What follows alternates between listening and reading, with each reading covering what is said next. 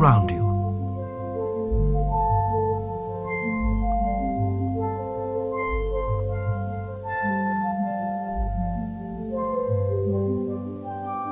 Look around you.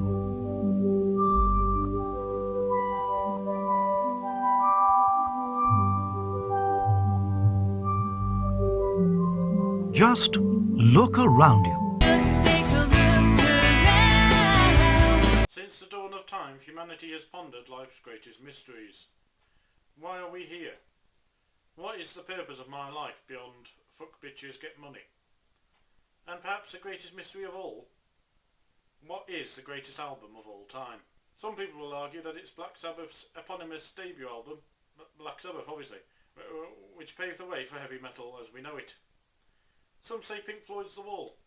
Some would even argue it's Cold Fact or Coming From Reality. Yeah, imagine how many great albums Rodriguez would have made if they had never hidden his fame from him. Perhaps the real answer is The Darkness's debut album Permission to Land, which featured one of the most elegant uses of the word cunt you'll ever hear in a song. This was the album that allowed 9-year-old me to discover the beauty of heavy metal. It doesn't help me forget the fact that my father moved 3,000 miles away rather than raise his only child, but that's enough self-deprecating from one video, I think. That doesn't make anyone laugh. What if I told you there was an even greater album out there, yeah? An album that only sold 836 copies, yeah? So intimidated were people by its brilliance. This album was released by an F1 world champion. Now, I'm not talking about the time Damon Hill did guitar on one song on an Iron Maiden album. I'm talking about his 1996 teammate Jacques Villeneuve, who released Private Paradise in 2007. This album, this masterclass of music, contains 13 songs. 9 in English and 4 in French, despite what it says on Wikipedia. Some news outlets insist it's the other way around, but some quick research, i.e. just looking at the track names, confirms this to be bollocks. Maybe they were just fooling around? Fooling around is the opening song on Private Paradise. One listen and you instantly get mixed emotions. This is the greatest and worst song of all time, and yet the greatest earworm you'll ever have. Here's an excerpt, assuming they don't take the fucking video down. Don't say it, baby.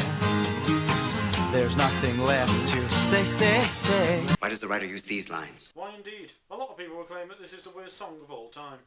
However, anyone who claims that clearly hasn't listened to Cotton Candy Girl by Sean Armentia, or whatever his fucking name is. In fact, rumour has it that even the Beatles are reeling from the fact that they could never create a symphony of sound like Fooling Around.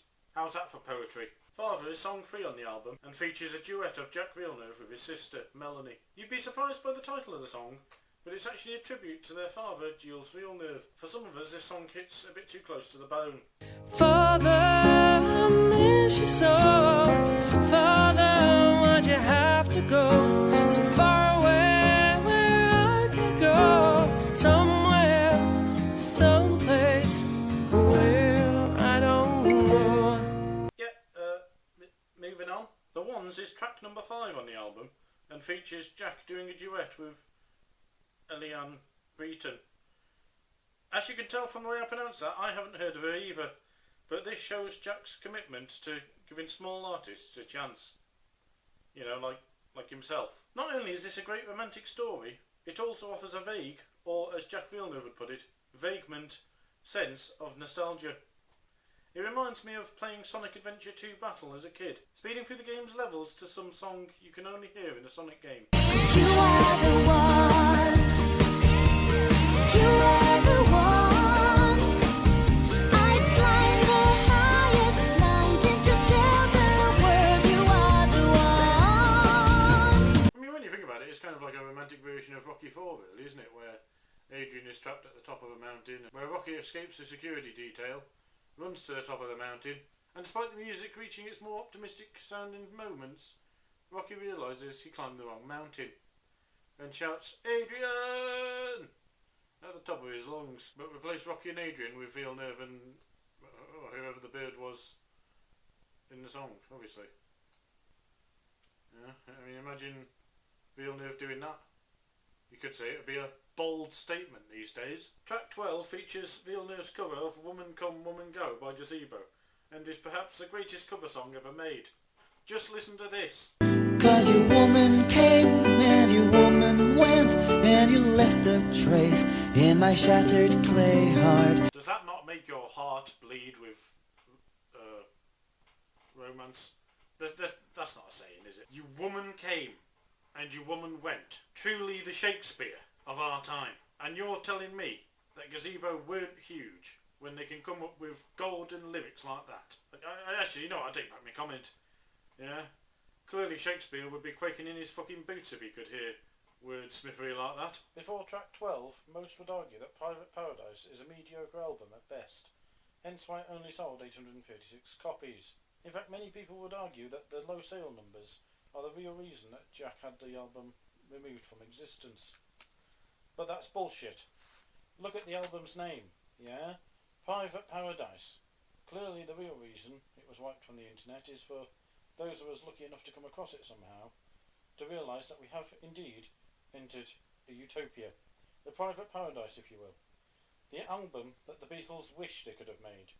For had they done so, they would no longer be considered gods of music, transcending that role to become, as The Simpsons once put it, a nutty cuckoo super god of music. The 13th and final track on the album is called Mother Earth, and you'll never guess what it's about. Yes, that's right, a former F1 world champion, having just finished a 10-year F1 career driving guzzling motor cars around racetracks 70 times a race in a 1.5 hour period, begs us all to take better care of the environment. Not to mention the emissions from all those flights to 18 countries and back each year. So, some might say that's hypocritical of Mr. Villeneuve. Well, maybe it is, yeah? But maybe he's a double agent, yeah? You know, he loves the Earth really, but, you know, and he only does the motor racing thing to, you know, throw his enemies off the scent, yeah? You ever thought about that? So, your move, haters. In conclusion, Private Paradise contains some of the greatest songs ever written.